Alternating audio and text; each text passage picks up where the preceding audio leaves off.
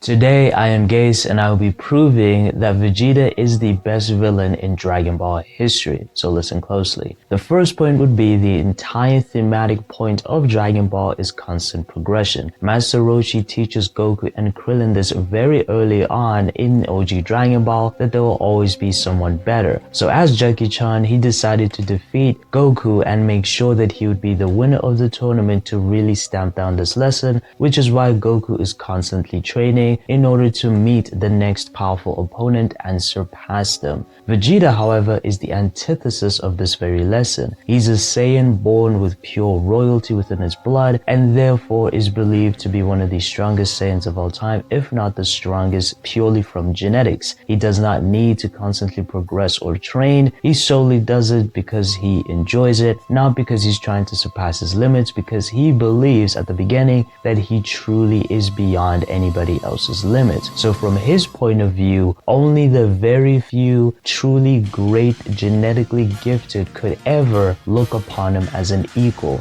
not stronger but equal. And he's been taught this his entire life. His father taught them this lesson, kind of like a parallel to Master Roshi. The second point would obviously be that he believes he is destined for a certain path solely based on this. So he's destined to be a ruler, which is what his dad taught him, whereas Master Roshi simply taught Goku to surpass his limits and become greater over time. So when they do meet up at the beginning of the series of Z, obviously the Saiyan saga, Vegeta is absolutely appalled at the fact that Goku can even stand as his equal, and so Vegeta has to pull out so many tricks and yet he still cannot best him. His last trick would be using his genetics yet again in Ozaru, and obviously he uses Ozaru to torture Goku and nearly kill him before Goku's friends come into play. This is the second point that gets explored, which truly explains what fuels progression. And so as Goku is about to be defeated, Gohan, Krillin, and Yajirobe all help to stop Vegeta, which annoys him incredibly, but he does lose with all of them combined,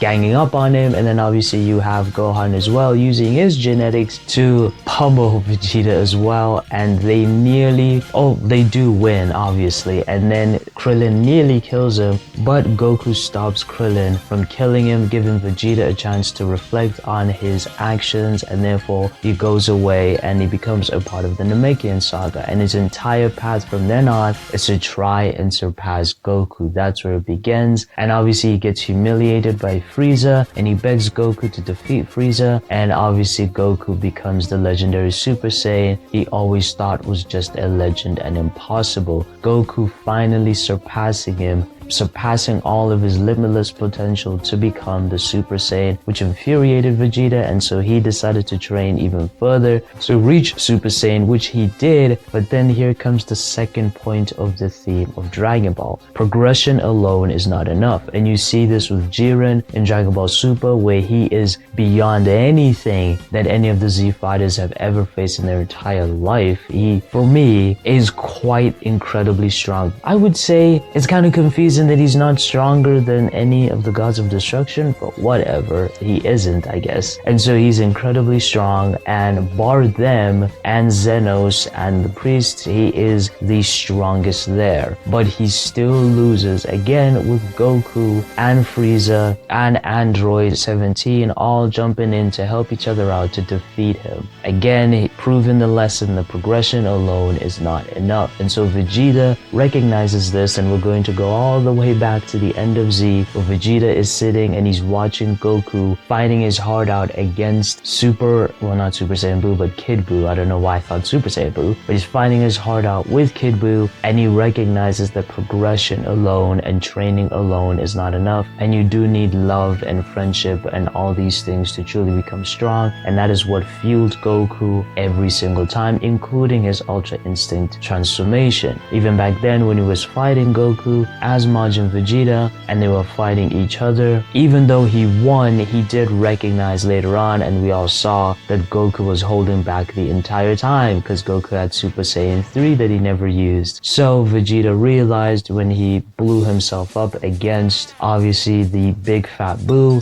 that love and friendship is the true fuel to true progression, and his entire character arc is built off of this. In the end, Goku was able to win not just purely from his own strength but also the help of his loved ones, while Vegeta learned that simply training and genetics alone is not enough. And back then when Z did include humans as well, the lesson was still there because they were still very relevant to the story and they were still powerful and they were able to surpass their own limits. They did all of this off of purely love and friendship as well, to try and protect Earth and the people that they love, and they embody this as well. The same with Gohan when he fully unleashes his power at the end and you see him unleash all of his anger because a person he cared about just died and all the other people he cares about could die as well, which unlocks his progression completely and breaks his limits yet again to become Super Saiyan 2. So the entire point is there, which is why Vegeta, in my opinion, is the best villain in Dragon Ball, because he's the pure antithesis to this very concept, as well as the fact that he grows to become a hero and learns this very concept in the end in order for himself to become stronger, just like we see with Super, where he becomes so enraged at Beerus obviously attacking his wife, and we see that later on with Ultra Ego, and now he continues to surpass his limits out of love.